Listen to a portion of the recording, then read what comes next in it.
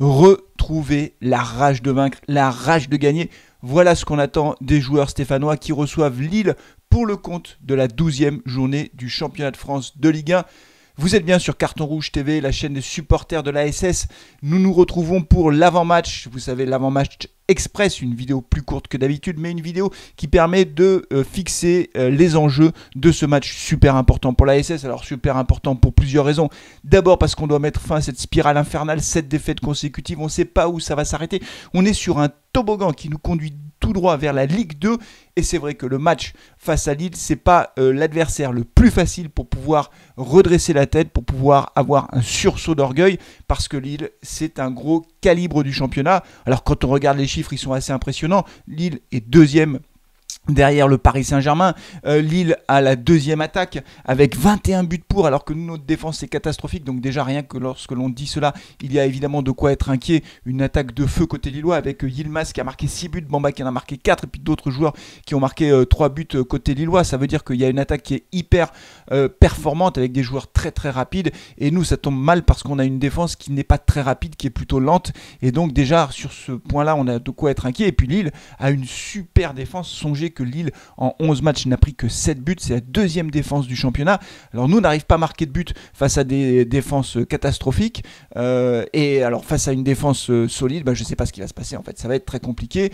Lille a réalisé 6 clean sheets, c'est-à-dire 6 matchs sans prendre de but. Alors ils en avaient pris 3 à Brest, mais c'est tout. Tout le reste, ils ont pris un but maximum et ils ont fait 6 matchs sans encaisser le moindre but. Ça veut dire que c'est une défense de fer, une attaque de feu, une défense de fer. Alors quand on le dit comme ça, évidemment, on se dit que le match sera déséquilibré, que les Stéphanois ont peu de chances de s'imposer à Geoffroy Guichard et que arracher le match nul relèverait déjà de l'exploit. Est-ce que c'est un match qui est perdu d'avance?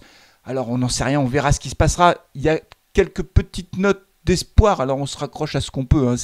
C'est pas facile de trouver des notes d'espoir en ce moment quand on est stéphanois, mais on essaye forcément, et j'en ai vu deux. La première note d'espoir, c'est que les Stéphanois ont plutôt réalisé des bons matchs face au gros calibre. Alors on se souvient, même si elle est très loin, cette finale de Coupe de France, que le match face à Paris en finale de la Coupe de France a été de bonne facture. Le derby face à Lyon, les Verts ont fait un bon match. Le déplacement à Marseille, même si Marseille c'est plus tout à fait la même équipe que l'année dernière, avait été également bon. Bref, visiblement face aux grosses équipes, on a l'impression que les joueurs, ou en tout cas les anciens, se motivent peut-être un peu plus, j'en sais rien. En tout cas, on est moins mauvais que face aux équipes prétendument plus faible du championnat. Donc peut-être que face à Lille, on sera dans ce scénario-là avec une équipe qui va se ressaisir. Ça, c'est le premier élément. Et puis le deuxième élément, c'est le retour d'Amouma et de Kazri qui ont purgé leur match de suspension. Moi, je mise beaucoup sur le retour d'Amouma parce que c'est vrai que dans l'animation offensive, on a quasiment rien. Bouanga n'y arrive pas.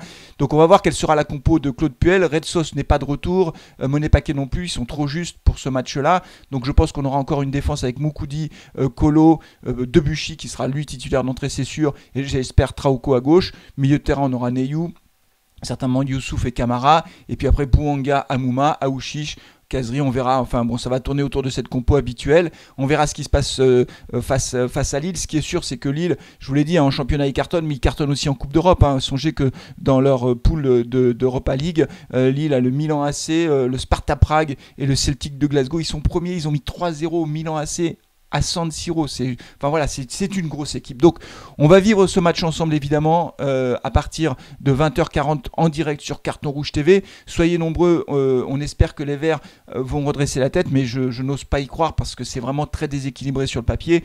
Ce qui est sûr, c'est qu'il nous reste 6 matchs avant la trêve et que ces 6 matchs seront super importants pour savoir si oui ou non on a une chance de se maintenir en Ligue 1. En attendant, il faut que les Stéphanois soient là, les supporters, même s'ils ne sont pas dans le stade, il faut qu'on soutienne notre équipe au moins par la pensée. Peut-être qu'on pourra retourner au stade bientôt, au moins en partie.